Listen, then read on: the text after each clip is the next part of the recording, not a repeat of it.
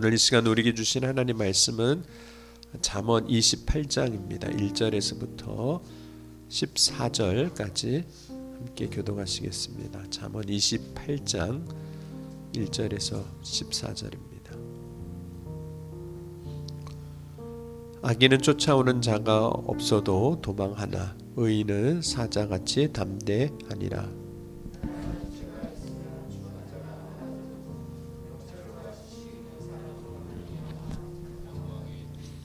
가난한 자를 학대하는 가난한 자는 곡식을 남기지 아니하는 포구 같으니라.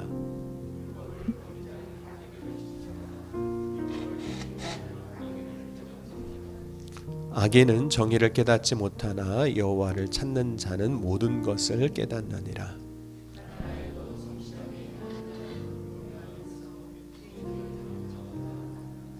율법을 지키는 자는 지혜로운 아들이요 음식을 탐하는 자와 사귀는 자는 아비를 욕되게 하는 자니라.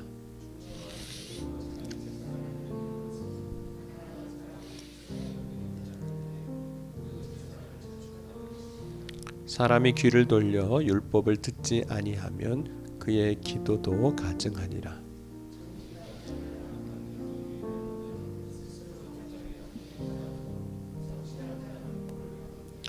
부자는 자기를 지혜롭게 여기나 가난해도 명철한 자는 자기를 살펴 아느니라.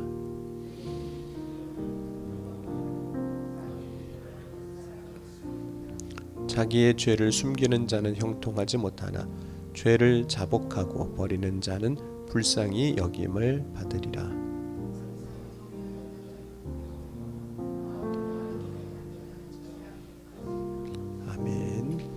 시간 예물 드렸습니다. 이경민 집사님 1000번째로 또 정성호 장로님 김미자 권사님 감사의 물로 드렸습니다. 기도하시겠습니다.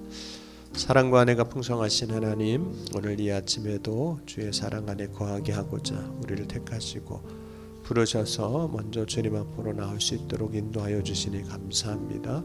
또한 오늘 이 시간 감사의 제목을 가지고 또 기도의 제목을 가지고 예물을 드립니다. 드린 손길을 주님 기억하시고 일터와 사업장 위에 또 가정 위에 자녀들 위해 하나님의 놀라운 은혜와 축복의 열매를 거두는 한 해가 될 수 있도록 인도하여 주옵소서. 오늘도 바라고 주님 앞에 나아가오니 주여 부르짖을 때 응답하시고 구할 때 역사하여 주옵소서. 그래 우리의 삶이 막힘이 없게 하시고 형통하게 하시고 주의 의로 생명으로 충만하게 하여 주옵소서. 오늘도 주의 성령께서 각 사람 가운데 역사해 주셔서 말씀을 들을 때마다 깨달아 알게 하시고 또 우리의 삶을 축복하여 주실 것을 믿사오며 예수님의 이름으로 간절히 기도하옵나이다. 아멘. 인간이 살아가면서 늘 하는 것이 있습니다. 그 중에 하나가 우리의 귀로 사람들의 이야기, 소리를 듣는 것이고 또 하나는 우리의 입으로 무엇인가를 말하는 겁니다. 그래서 우리가 살아갈 때 말하는 것과 듣는 것을 늘 하고 살아가고 있습니다. 우리가 항상 이제 듣습니다. 그런데 무엇을 듣느냐가 사실 중요하고 우리가 항상 말하는데 무엇을 말하느냐 이게 중요합니다. 왜냐하면 우리의 듣는 것이 하나님 기뻐하시지 않는 일이 될 수가 있고 죄가 될 수가 있고 또 우리가 말하는 것이 하나님이 기뻐하시지 않는 죄가 될 수도 있습니다. 이사야 6장 5절 말씀 보면 이사야가 하나님을 만나는 경험을 할 때 우리가 하나님 만나면 참 기쁠 것 같은데 처음에는 그렇게 기쁘지가 않았던 거죠. 그 이유는 이사야 6장 5절에 이렇게 이야기를 합니다. 그때 내가 말하되 화로다 나여 망하였도다. 나는 입술이 부정한 사람이요 나는 입술이 부정한 백성 중에 거하면서 만군의 여호와의 신 왕을 배웠음이라 하였더라. 자기가 입술이 부정하다 또 부정한 입술을 갖고 있는 백성 중에 거주했다. 그 얘기는 자기의 말을 살펴보니까 하나님 기뻐하실 일 가운데 말하고 있지 않았고 그런 사람들과 함께 있지 않았더라는 거죠. 자신이 하나님 앞에서 하나님의 임재 앞에서 얼마나 부정한 말을 하고 살아왔는지를 이제 후회하게 되는 거죠. 하나님 앞에서.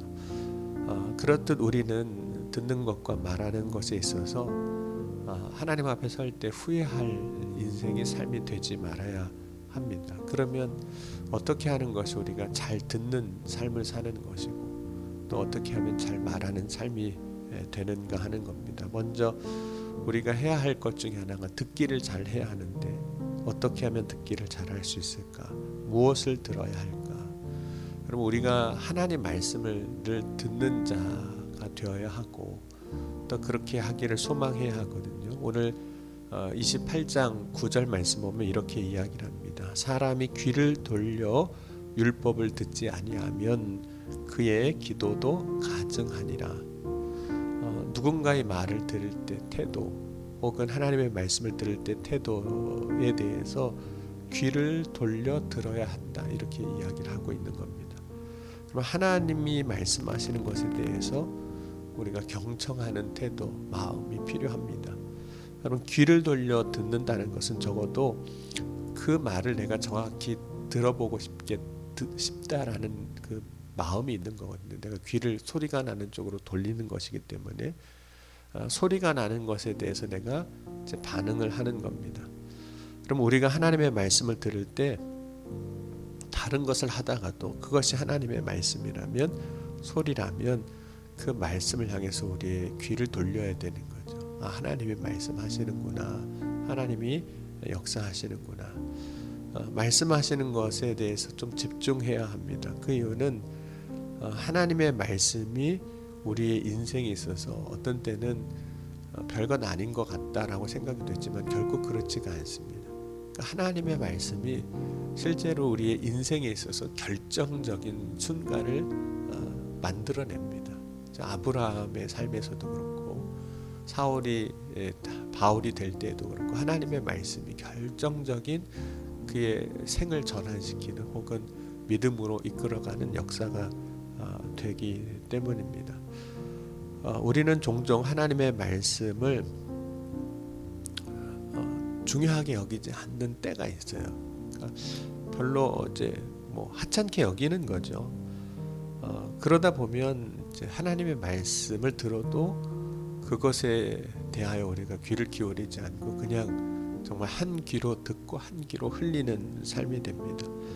여러분 하나님의 말씀을 우리가 때로는 가볍게 여기는 이유 중에 하나는 여러분 하나님의 말씀대로 하지 않아도 당장 무슨 일이 일어날까요? 안 일어날까요? 안 일어납니다.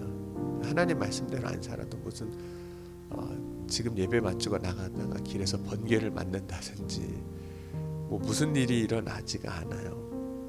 그러면 에서가 이제 동생 야곱에게 장자의 명분을 팔게 될 때 그 파는 과정에서 이런 말씀이 나옵니다. 그가 장자의 명분을 가볍게 여겼더라. 네, 여러분 에서가 가볍게 여긴 이유가 있습니다. 지금 하나님께서 이제 장자에게 주신 축복의 약속이 있는데 당장 무슨 장자라고 해서 내가 크게 부자가 되는 것도 아니고 크게 달라지는 것도 아닌데다가 지금 동생에게 장자의 명분을 판다고 해서 당장 그 삶이 갑자기 내가 진짜 동생의 동생이 되는 것도 아니고 여전히 첫째인 건 마찬가지고 동생이 나를 형이라고 부르는 건 마찬가지고 아버지가 나를 큰아들이라고 부르는 거는 변함이 없거든요. 그러니까 그것을 판다고 해서 내 인생에 있어서 삶이 뭔가가 확 바뀌는 게 아닌 겁니다. 그러니까 팔아도 크게 문제가 없죠. 여전히 형이라고 불리고 큰아들이라고 불리니까. 그러니까 장자의 명분을 그냥 판 겁니다. 그 배고프니까 당장 그 배고픔을 나의 욕구를 채우기 위해서 팔아버렸던 거죠. 팔았지만 여전히 전과 같은 삶을 삽니다. 그런데 나중에 보니까 그게 진짜 자신의 인생을 바꾸는 결정적인 사건이 되어버리는 거죠.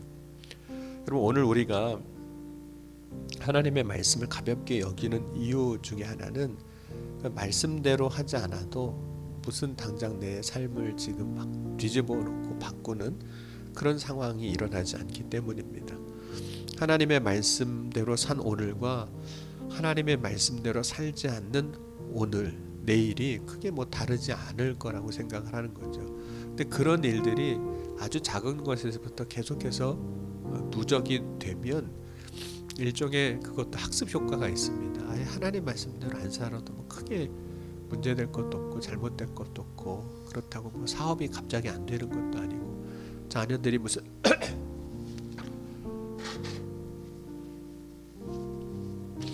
문제가 있는 것이 아니기 때문에 일종의 학습 효과가 있는 거죠.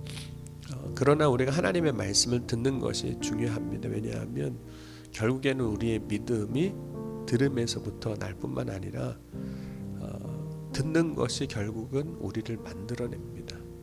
곧 하나님의 말씀 듣는 것은 우리가 육신을 위하여 음식을 먹는 것과도 똑같습니다.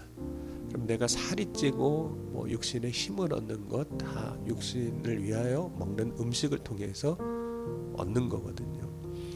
우리의 영혼을 위하여 하나님의 말씀을 먹을 때 우리의 영혼이 강건해지는 겁니다. 우리의 영혼이 살아있는 힘 있는 생명력 있는 그런 삶이 되는 거죠. 그럼 말씀을 이제 먹을 때, 이제 들을 때 우리의 영혼이 살아나고 강건해집니다.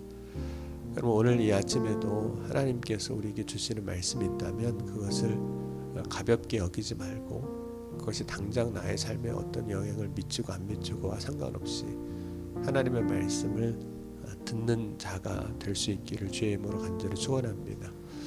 우리가 평생 해야 하는 것이 이제 듣는 것이고, 또 평생 하게 되는 것이 이제 말하는 것인데, 그럼 우리가 말하는 것은 무엇을 이야기해 주냐면 내 속에 무엇이 있는가를 보여주는 겁니다. 그러니까 말은 그저 입술에서 나는 소리가 아니에요. 그것은 내 마음에, 내 속에 있는 것이 밖으로 말이라는 것을 통해서, 언어라는 것을 통해서 이렇게 드러나는 겁니다. 내가 말하는 것이 결국은 내가 누군가를 증명하는 것이 되는 겁니다. 그런데 우리 안에 있는 것들, 내 마음에 있는 것들 중에는 선한 게 별로 없습니다. 마태복음 15장 11절에 입으로 들어가는 것이 사람을 더럽게 하는 것이 아니라 입에서 나오는 그것이 사람을 더럽게 하는 것이니라. 예수님께서 이렇게 말씀하셨거든요. 여러분, 나오는 것이 더럽다라는 것은 뭘 얘기하냐면 그 안에 있는 것이 거룩하지 못한 것으로, 더러운 것으로 가득하다라는 겁니다. 안에 여러분 쓰레기가 있는데 끄집어내야 뭐 쓰레기밖에 더 나오겠습니까? 안에 꾸정물이 있는데 그걸 뭐 쏟아내야 꾸정물밖에 더 나오겠습니까? 그러니까 안에 있는 게 밖으로 나오는 거거든요. 그래서 우리가 말을 통해서 해야 할 것은 우리가 얼마나 죄인인가를 고백하는 거죠. 여러분, 잠언 오늘 28장 13절에도 이렇게 말씀을 하고 있습니다. 자기의 죄를 숨기는 자는 형통하지 못하나 죄를 자복하고 버리는 자는 불쌍히 여김을 받으리라. 그런데 우리가 우리의 죄를 이제 자복할 때 우리의 입술로 이제 고백을 하는 거거든요. 내가 그렇습니다. 내 현실이, 상황이 그렇습니다. 고백하는 것인데, 그것은 단순히 그저 소리를 내서 나의 현재 상황을 말하는 것, 혹은 더러운 것을 밖으로 끌어내는 것에 끝나는 것이 아니라, 그 일을 통해서 하나님은 어떤 역사를 일으키시냐면 우리가 깨끗함을 받게 하신다는 거예요. 그러니까 나의 더러운 걸 꺼내는 거잖아요. 자백한다는 게. 사실 그게 보통 어려운 일이 아니거든요. 내 속에 있는 그것을 내 말을 통해서 이렇게 꺼내놓는다. 쉽지 않습니다. 그런데 요한일서 1장 9절 말씀 보면, 만일 우리가 우리의 죄를 자백하면 그는 미쁘시고 의로우사 우리의 죄를 사하시며 우리를 모든 불의에서 깨끗하게 하실 것이요. 그러니까 우리가 때로는 이제 꺼내는 것이 부끄럽고 때로는 창피하고 하지만 그것이 결국 우리를 깨끗하게 하는 일이 되는 겁니다. 그러므로 우리가 해야 할 것 중에 하나가 늘 우리의 죄를 자백하고 고백하는 겁니다. 그런데 죄를 자백하고 고백하라고 했다고 해서 다니는 사람마다 만나면서 내 죄가 이렇습니다, 내가 어제 이랬습니다, 그런 얘기를 하라는 게 결코 아닙니다. 그것은 물론 때로는 우리가 사람과의 관계 안에서 죄를 졌을 때는 우리의 죄를 고백하고 용서를 구할 때는 그런 일들이 필요하겠지만, 여기서 죄를 자백하고 고백하라는 것은 하나님 앞에 나의 죄를 진실하게 고백하라는 거거든요. 그러니까 다니면서 사람 만나면서 내가 이랬습니다, 저랬습니다 하라는 얘기는 아닙니다. 여러분, 죄를 자백한다는 것은 단지 자신의 죄가 무엇인지를 열거하는 것이 결코 아닙니다. 자신의 죄를 열거하는 것이 죄를 자백하는 혹은 회개하는 과정 중에 분명히 있습니다. 자기 죄를 이야기하는 가운데. 그러나 열거 그 자체가 회개는 아니라는 거죠. 온전히 자신의 죄를 자백하는 것은 그 죄를 인정하고 그 죄에서 떠나는 삶을 살 때 그 자백한 것이 혹은 회개한 것이 완성이 되는 겁니다.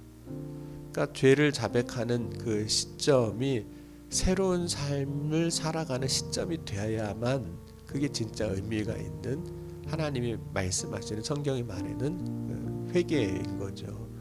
그렇지 않으면 자백은요 혹은 회개는 그냥 의미 없는 외침에 불과합니다. 그냥 외치는 거예요. 여러분 사울 왕이 하나님께서 이제 아말렉과 싸울 때 다 진멸하라고 말씀을 하십니다. 그런데 진멸하지 않고 좋은 것을 이제 남겨둡니다. 그것 때문에 이제 선지자가 찾아가서 이제 책망을 하거든요. 그러면서 사무엘 선지자가 하나님의 말씀을 대언해 주는데 하나님께서 사울 왕을 버렸다 이렇게 이야기를 합니다. 그 얘기를 듣고 나니까 사울 왕이 큰일 난 거죠. 하나님이 나를 왕으로 삼으셨는데 하나님이 나를 버리시면 왕이 무슨 의미가 있겠습니까? 그러니까 큰일 났습니다. 그러니까 사울 왕이 15장 사무엘상 15장 24절 25절 보면 이렇게 이야기를 합니다. 사울이 사무엘에게 이르되 내가 범죄하였나이다. 내가 여호와의 명령과 당신의 말씀을 어긴 것은 내가 백성을 두려워하여 그들의 말을 청종하였음이니이다. 청하오니 지금 내 죄를 사하고 나와 함께 돌아가서 나로 하여금 여호와께 경배하게 하소서 하니. 그래서 요 두 절만 보면 사울이 자기 죄를 뉘우치고 자백하고 회개하는 것처럼 보입니다. 근데 사울 왕이 하나님이 심판하신다고 말씀하시니까 급히 자기의 죄를 자백은 합니다. 그런데 그것이 진짜 온전한 자백 혹은 회개가 아니었습니다. 왜냐하면 말로는 죄를 뉘우쳤다고 얘기를 합니다. 지금 사울 왕이 내가 죄를 졌습니다. 하나님 앞에 내가 죄를 졌습니다. 그래서 회개하는 것 같지만 실제 사울의 삶에 일어난 변화는 아무것도 없었습니다. 말로는 그렇게 했는데 아무런 변화가 없었던 거예요. 자신의 입술로는 말했지만 회개하는 삶을 살겠다고 했지만 없었습니다. 삶의 변화가 없는 거예요. 그러면 그 자백은 그 회개는 가치가 없는 거죠. 말뿐인 것이 되는 겁니다. 여러분 우리가 믿음으로 살아갈 때 조심해야 할 것 중에 하나가 바로 이런 부분이에요. 말뿐으로 끝날 때, 말로 끝날 때, 여러분 말뿐만 아니라 삶이 변화되는 저와 여러분이 될 수 있기를 주의 이름으로 간절히 축원합니다. 우리가 듣기를 잘해야 하고 말하기를 잘해야 하는데 듣기를 잘하는 것은 하나님의 말씀을 경청하는 겁니다. 내가 귀를 기울이는 거죠. 소리가 나는 그곳으로 나의 귀를 향하는 것, 그것이 경청입니다. 우리가 말을 잘해야 하는데 우리가 하는 말 가운데 고백으로 하나님 앞에 드려야 할 것 중에 하나는 우리의 죄를 자백하고 회개하는 겁니다. 그것이 우리가 하나님이 주시는 은혜의 삶으로 살아갈 때 늘 해야 할 두 가지입니다. 듣기와 말하기. 국어 시험이 아니라 듣기와 말하기를 잘 해야 되는 거죠. 나는 말씀을 잘 듣는 자인가? 오늘 한번 돌아보고 또 말만 하는 자가 아니라 삶으로 살아내는 자인가? 말씀을 통해서 돌아보고 오늘 저와 여러분이 하나님이 기뻐하시는 믿음으로 세워져 나갈 수 있기를 주의 이름으로 간절히 축원합니다. 기도하시겠습니다. 지금도 살아계시고 역사하신 하나님, 오늘 이 아침에도 주를 바라고 소망하며 믿음으로 나아갑니다. 우리가 오늘 이 시간 주의 말씀을 온전히 듣는 자가 되게 하여 주시고 듣는 것으로 끝나는 것이 아니라 그 들은 말씀을 가지고 살아내는 믿음의 삶이 되게 하여 주옵소서. 또한 우리가 말하는 우리의 죄를 자백하고 고백하는 삶을 살아갈 때 말뿐인 자가 되지 아니하게 하시고 내가 고백한 그것을 내 삶에 살아내는 믿음의 삶이 또한 되어지게 하여 주옵소서. 오늘도 주를 바라고 소망하며 믿음으로 간구합니다. 주여 이 새벽에 부르짖을 때 응답하시고 구할 때 역사하여 주옵소서. 충만한 은혜로 채워 주옵소서. 특별히 한 해를 결산하고 우리의 삶을 돌아볼 때 하나님이 주신 은혜의 기쁨과 감사가 있게 하시고 새해를 준비하며 기도할 때 새해 하나님께서 일하시고 역사하실 것을 소망하며 기대하는 희망이 우리에게 일어나게 하여 주옵소서. 오늘 이 새벽에도 주님께서 주의 성령으로 역사하실 때 우리의 삶의 문제 가운데 진히 간섭하시고 다스리시고 통치하시고 이루어 주셔서 오직 살아 역사하신 하나님만 증거되는 복된 삶이 되게 하여 주실 것을 믿사오며 사랑이 많으신 우리 주 예수 그리스도의 이름으로 감사하며 간절히 기도하옵나이다. 아멘. 주여